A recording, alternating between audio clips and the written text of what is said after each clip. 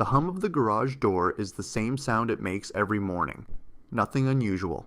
You back the car out, the driveway cracks, catching the early frost, and somewhere between the second and third intersection, you get a call from a number you don't recognize. You let it go to voicemail, it calls again. You answer. The voice on the other end is calm, almost bored.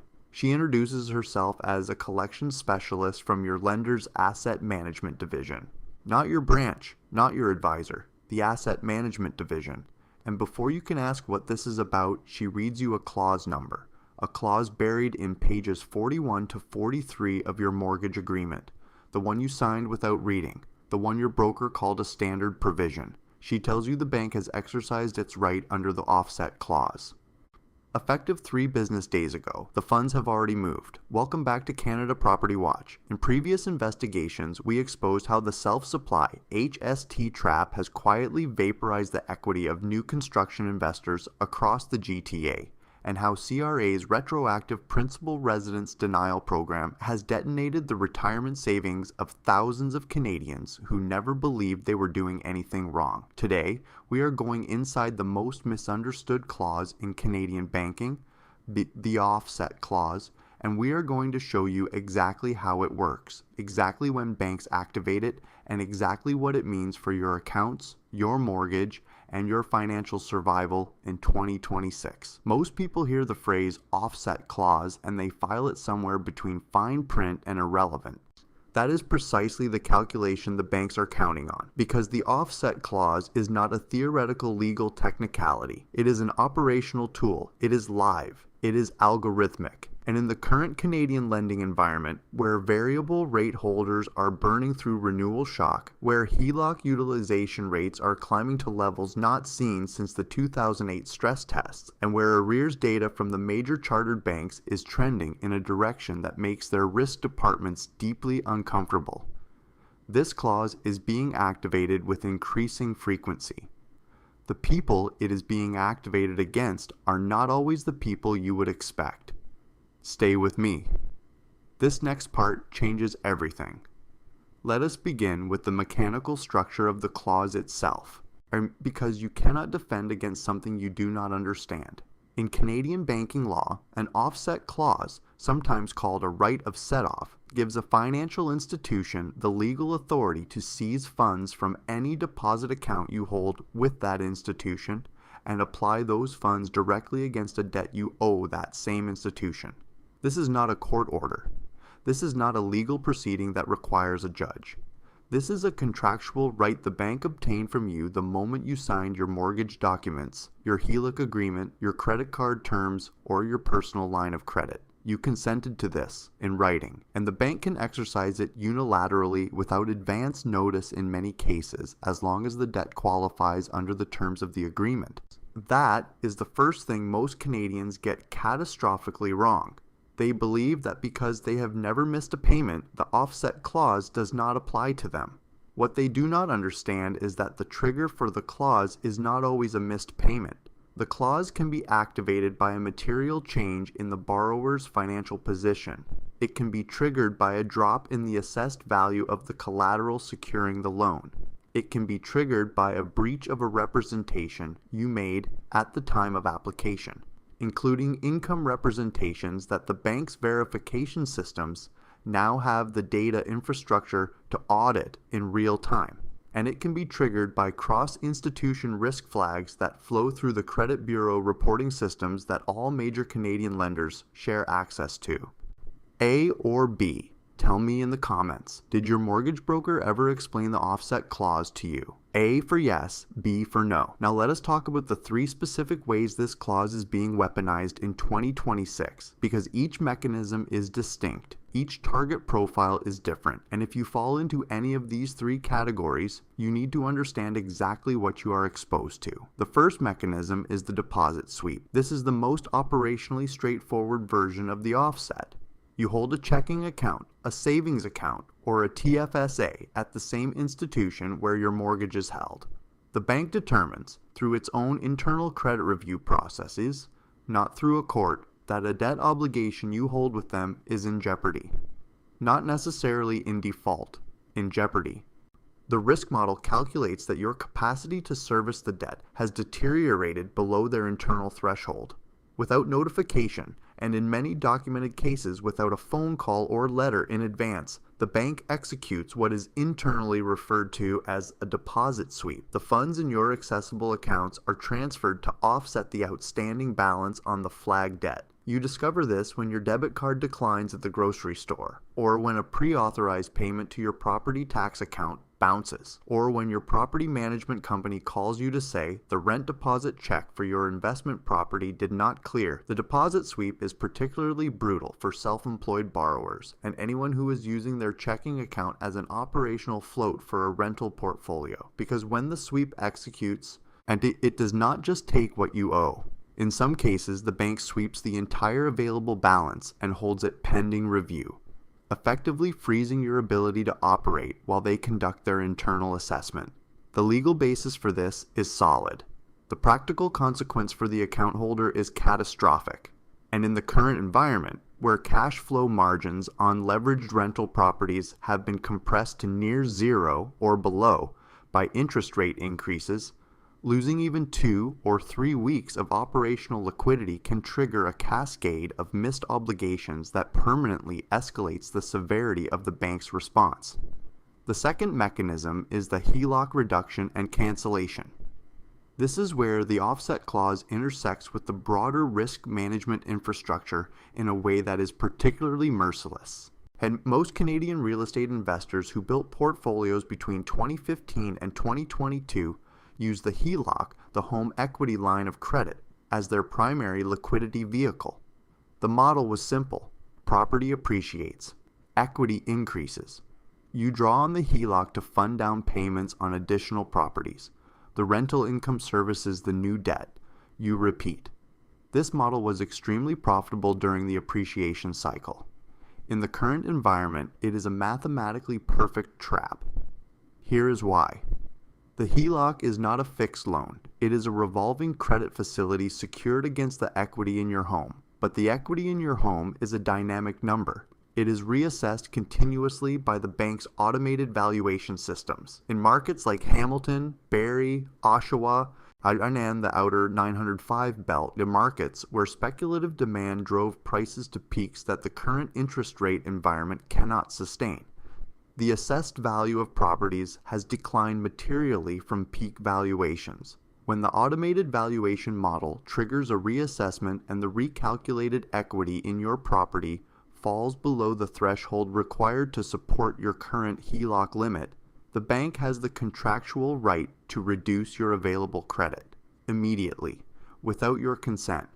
And if your outstanding HELOC balance now exceeds what the bank's new valuation model considers appropriate relative to the collateral, the bank can demand repayment of the excess balance. This is not theoretical, this is happening. The people being hit hardest by this mechanism are the investors who are carrying both a mortgage and a maxed out HELOC against the same property. They believe the HELOC was a permanent liquidity facility. They structured their entire investment operation around continuous access to that credit line. When the bank reduces the limit or calls the outstanding balance, it does not just remove their access to future funding. It creates an immediate, callable debt obligation that their current cash flow cannot service. And under the offset clause, the bank does not have to wait for them to arrange alternative financing. The bank can reach into the deposit accounts and begin the recovery process immediately. Now, comment below with this format, ME plus the year you took out your HELOC. Once this helps me understand exactly which wave of the correction I need to break down next. The third mechanism is the cross-collateralization execution. And this is the one that most completely destroys the financial lives of multi-property investors who believed they had structured their portfolios intelligently. Cross-collateralization occurs when you have multiple loans at the same institution, and the bank's loan agreements, either explicitly or through a general security agreement, treat the collateral securing one loan as available to satisfy obligations across all of your accounts with that institution. Many investors who built portfolios with a single lender did this unknowingly. They went back to the same bank for each successive property purchase because the relationship made approvals easier. They did not understand that by concentrating all of their debt with one institution, they were also concentrating all of their risk. When cross-collateralization is combined with the offset clause, the result is a kill switch for your entire portfolio. The bank does not need to pursue each property individually through separate power of sale proceedings. Under the cross-collateralization framework, a default or material deterioration on one property, the one with the worst cash flow, the one with the problem tenant, the one in the market that declined the most, can activate the bank's right to apply collateral from every other property in the portfolio against the aggregate debt position. This is the cross-default trigger. One property going sideways does not just cost you that property. It hands the bank the legal mechanism to execute against everything else you own within that institution at the same time. The investors who built 5, 6, 7 property portfolios through a single lender, often the same lender who promoted their mortgage products aggressively through broker networks between 2018 and 2022, are now discovering that the institution that funded their expansion is the same institution that has the contractual authority to execute their total financial liquidation. The broker is gone, the appreciation is gone. The bank is still here, and the bank has a legal document you signed, and the bank's legal team does not lose. Let me be precise about what financial execution looks like at this level, because the abstract description does not do justice to the actual lived experience. When the bank initiates a cross-collateralization execution, it begins with a formal demand letter. This letter is not a negotiation. It is a legal notice that you have a specific, short window, often as few as 10 days in the case of a HELOC demand, to satisfy the outstanding obligation. If you cannot satisfy it, the bank moves to power of sale proceedings on the secured properties. Power of sale in Ontario, unlike foreclosure in other jurisdictions, moves quickly. The bank does not need to own the property to sell it. They sell it with the explicit objective of recovering the outstanding debt plus costs. They are not trying to get you the best price. They are trying to recover their balance. The deficiency, the gap between what the property sells for and what you owe, does not disappear when the property is gone. It converts to an unsecured judgment debt that the bank can pursue through wage garnishment and future asset seizure indefinitely. And here is what the collapse scenario looks like for the people on your street who had nothing to do with any of this. When a lender executes a power of sale on a property in a specific neighborhood, the sale is conducted under distress conditions. The bank prices it, to move, not to maximize value. That distressed sale becomes a comparable transaction in the local real estate data. Every automated valuation model in the neighborhood resets around that new comparable. Every HELOC in a 2-block radius gets recalibrated. Every homeowner who has been holding equity-backed credit based on peak valuations suddenly finds that their numbers have shifted. The offset clause does not only destroy the person who triggered it, it sends collateral damage through the entire street. This is the mechanism that the people who were priced out of the market during the boom have been watching unfold in slow motion. The algorithmic correction that the speculative class never believed was possible is mathematically executing itself.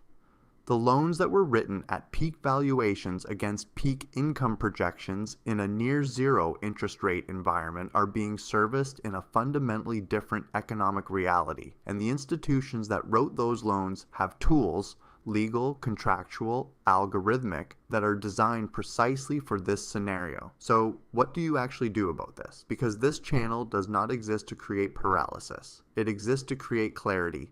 And there are 3 specific things you need to check today if you have any financial exposure to the Canadian banking system. First, audit your account structure immediately. If you hold a mortgage or HELOC with a major chartered bank, and you also hold your primary operating accounts, checking, savings, TFSA, with that same institution, you are exposed to the deposit sweep mechanism. The practical mitigation is straightforward. Move your operating accounts to a separate financial institution. This does not eliminate your liability on the debt, but it removes the bank's ability to unilaterally liquidate your liquid assets without a court order. a credit union, a separate chartered bank, or even a digital banking platform that is not connected to your mortgage lender creates a legal separation that eliminates the operational risk of a sweep hitting your day-to-day accounts without warning. Second, pull your HELOC agreement and read section by section until you find the demand provisions and the material change clauses. Every HELOC agreement in Canada contains language that gives the lender the right to demand repayment.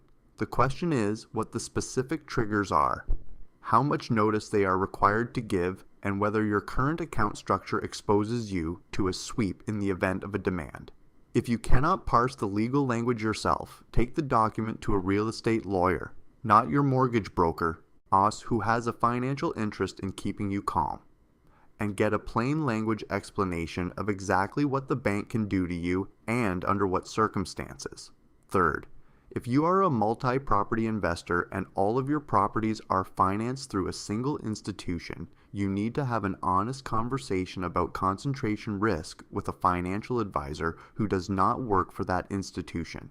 The cross-collateralization risk is not something you can eliminate retroactively if all the loans are already written, but understanding exactly how exposed you are, which specific properties are cross-secured, what the trigger events look like under your specific loan agreements, and what your timeline would be from a demand letter to a power of sale proceeding, gives you the ability to make rational decisions before the bank makes decisions for you.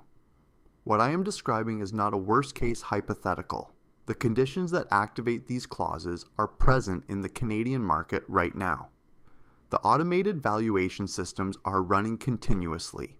The credit bureau data is being processed continuously. The bank's internal risk models are recalibrating based on arrears trends, employment data, and property value indices that are moving in the wrong direction in the wrong markets. The offset clause is not a dormant provision. It is an active tool in a risk management environment that is getting more aggressive, not less. The people who believe that Canadian banks would give struggling borrowers unlimited time and unlimited patience to work through distress are learning that the bank's patience is contractually limited and operationally finite. The banks are not villains. They are institutions with fiduciary obligations to their shareholders and their depositors. When the risk math changes, they act on it.